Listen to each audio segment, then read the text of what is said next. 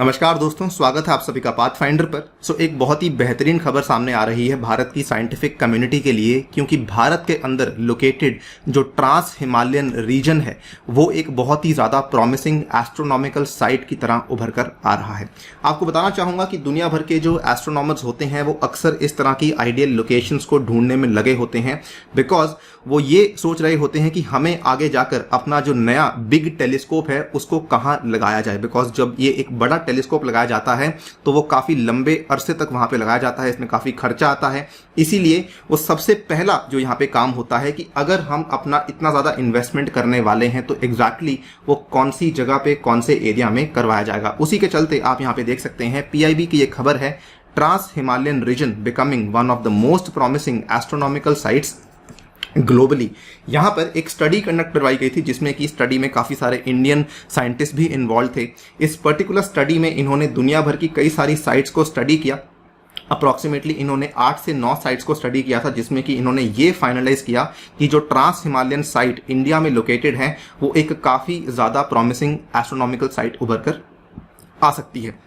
दोस्तों, इसी के बारे में बातचीत करने वाला हूं कि एग्जैक्टली एक साइट में ऐसा क्या होता है कि उसको प्रॉमिसिंग एस्ट्रोनॉमिकल साइट कहा जाता है और कौन सी साइट की यहां पर बात हो रही है जो कि ट्रांस हिमालयन रीजन में देखने को मिलती है। चलिए स्टार्ट करते हैं मेरे साथ। इस लेक्चर की PDF को डाउनलोड करना चाहते हैं तो यहां पर दिए गए टेलीग्राम चैनल के माध्यम से कर सकते हैं। इसके अलावा मुझसे व्हाट्सएप के माध्यम से भी संपर्क में आ सकते हैं, जो कि हमने इस टेलीग्राम चैनल के ऊपर शेयर किया हुआ है। ऑल्सो कहीं और जुड़ना चाहते हैं तो मेरा हैंडल आपके सामने अवेलेबल है। बताना चाहूंगा अनअकैडमी का इस बार रिजल्ट काफी शानदार रहा है। अगर आप भी चाहते हैं कि आप भी इस फाइनल लिस्ट में आए तो अपनी तैयारी को जल्दी से शुरू कीजिए। Don't waste your time. और यहां पर अगर आप लोग मेरा कोड यूज करते हैं अनि UPSC तो you will be getting the guidance from the best of the best. और साथ में आपको व्हाट्सएप ग्रुप में भी ऐड किया जाएगा। आपको 20 बुक्स भी आपके घर पे पहुंचाई जाएंगी। इसके अलावा अनअकैडमी आपके लिए एक पूरी की पूरी लर्नर्स जर्नी को तैयार करता है, 1 साल के लिए और 2 साल के लिए, डिपेंडिंग अपॉन कि आपका शेड्यूल कैसा है। इसके अलावा आपके लिए ऑप्शनल कोर्सेज अवेलेबल करवाए गए हैं, ये वाले कोर्सेज अवेलेबल करवाए गए हैं। कोई भी प्लान आप लेते हैं प्लस या आइकॉनिक का तो आपको आंसर राइटिंग प्रोग्राम में एनरोल किया जाएगा। इसके अलावा ऑल्सो बताना चाहूंगा कि मेरे द्वारा ये वाले कोर्सेज अवेलेबल करवाए जाएंगे। साथ ही में ज्योग्राफी ऑप्शनल का कोर्स भी बहुत जल्द मैं आपके लिए शुरू करने वाला हूं। राइट, तो सबसे पहले जिस हम ऑब्जर्वेटरी की यहाँ पे बात कर रहे हैं, बेसिकली इसका नाम है IAO, which is located at Hanle near Leh in Ladakh. It is becoming one of the most promising observatory sites globally.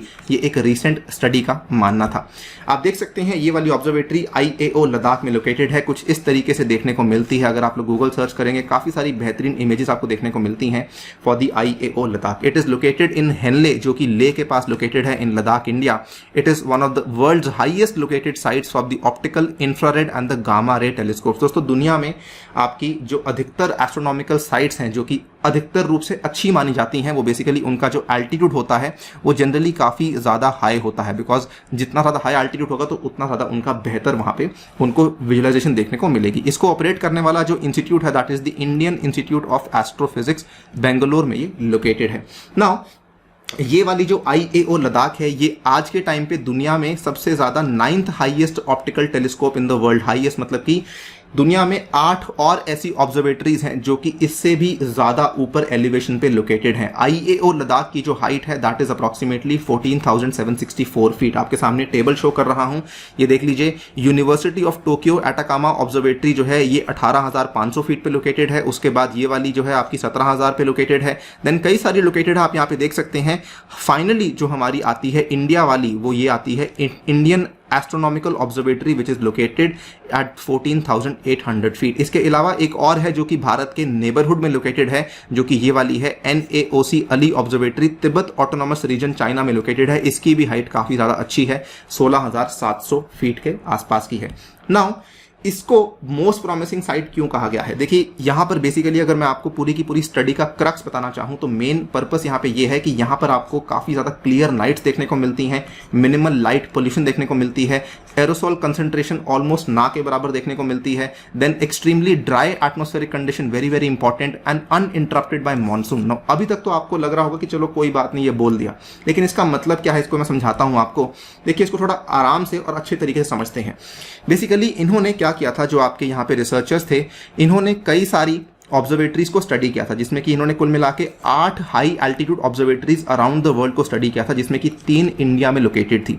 इन्होंने वहां पे कई सारे डेटा को इकट्ठा किया कि यहाँ पे कितनी बारिश होती है, क्लियर नाइट्स कितनी होती हैं, यानी कि आसमान साफ कब होता है, इसके अलावा यहाँ पे वाटर वेपर कितना है, ह्यूमिडिटी कितनी है। इन सब यहाँ पे डेटा को जब इन्होंने कैलकुलेट किया, री एनालिसिस डेटा का इस्तेमाल किया, combined from assimilation and observation extending over 41 years along with 21 years of data from satellites, तो इन्होंने ये सारा का सारा डेटा इकट्ठा किया। तब जाकर के इन्होंने देखा कि अल्टीमेटली जो हमारी एस्ट्रोनॉमिकल यूजेजेस होती हैं, फॉर एग्जांपल हमें कोई फोटोमेट्री करनी है, हमें कोई स्पेक्ट्रोस्कोपी करनी है, क्या हम वो कर पाएंगे या फिर नहीं कर पाएंगे। तब जाकर उन्होंने डिसाइड किया कि हाँ ये वाली साइट काफ़ी अच्छी है। कौन सी साइट्स उन्होंने स्टडी करी थी दोस्तों? इन्होंने इंडिया में कुल मिला के 3 साइट्स को स्टडी किया था। एक तो आपकी IAO हेनले वाली, जिसके बारे में जानकारी आपको दे चुका हूं। एक और हमारी ऑब्जर्वेटरी है जो कि अगेन लद्दाख में लोकेटेड है, मेराक में। और एक और हमारी ऑब्जर्वेटरी है जो कि देवस्थल में लोकेटेड है, नैनीताल में। इसके अलावा जो अली ऑब्जर्वेटरी की मैंने बात करी, तिब्बतियन ऑटोनॉमस रीजन में, उसको स्टडी किया। Then South African large telescope in South Africa, then University of Tokyo वाली observatory, then Atacama observatory, then उसके बाद Paranal in Chile and then national astronomical observatory in Mexico. तो अलग अलग देशों की अलग अलग ऑब्जर्वेटरीज को स्टडी करने के बाद इन्होंने कई सारी ऑब्जर्वेशंस को पेश किया। इन्होंने जो चिली में लोकेटेड है पेरानल की ऑब्जर्वेटरी, इसको लेकर ये कहा कि this is the best site in terms of clear skies with around 87% of clear nights in an year, यानी कि अगर पूरे एक साल में 365 दिन होते हैं, उस केस में 87% जो आपकी रातें होती हैं वो बहुत ही क्लियर होती हैं, यानी कि आपको ऑब्जर्वेशन करने के काफी अच्छे मौके मिल जाते हैं।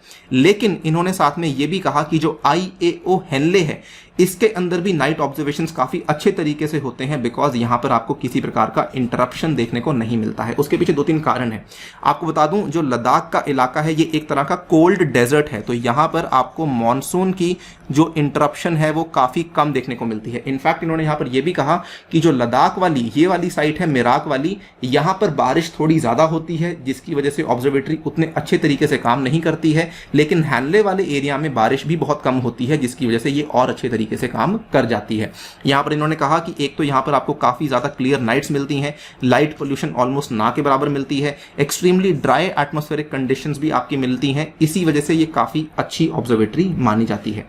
नाउ ये वाला देखिए, बड़ा ध्यान से सुनिएगा कि इन्होंने हैनले के बारे में ये कहा कि देखो, जो एटाकामा डेजर्ट के अंदर लोकेटेड आपकी ऑब्जर्वेटरी है, इवन दो एटाकामा डेजर्ट दुनिया का one of the most driest region है, लेकिन फिर भी जो आपका हैनले वाला इलाका है वो इतना ज्यादा सूखा है कि आपको और भी ज्यादा फायदा देखने को मिलता है। The team found that the Hanle site which is as dry as the Atacama desert and much drier than Devasthal, it has around 270 clear nights in a year and is one of the most emerging sites for infrared and the sub MM optical astronomy. दोस्तों, dry site इसलिए चाहिए होती है because जितना ज्यादा water vapour आपकी हवा में होगा वो बेसिकली आपके इलेक्ट्रोमैग्नेटिक सिग्नल्स को अब्सॉर्ब कर लेता है, तो आप वहां पे एस्ट्रोनॉमिकल ऑब्जर्वेटरी नहीं कर पाते हैं। जितनी ज्यादा ड्राइनेस होगी, जितना ह्यूमिडिटी कम होगा, किसी भी एस्ट्रोनॉमिकल ऑब्जर्वेटरी के लिए उतना ही बेहतर होगा, इसीलिए ड्राई साइट को प्रेफर किया जाता है। अब हैनले के केस में क्या है, ड्राइनेस भी देखने को मिल रही है, साथ ही में आपको ड्राइनेस के साथ साथ मॉनसून की भी कमी देखने को मिल रही है।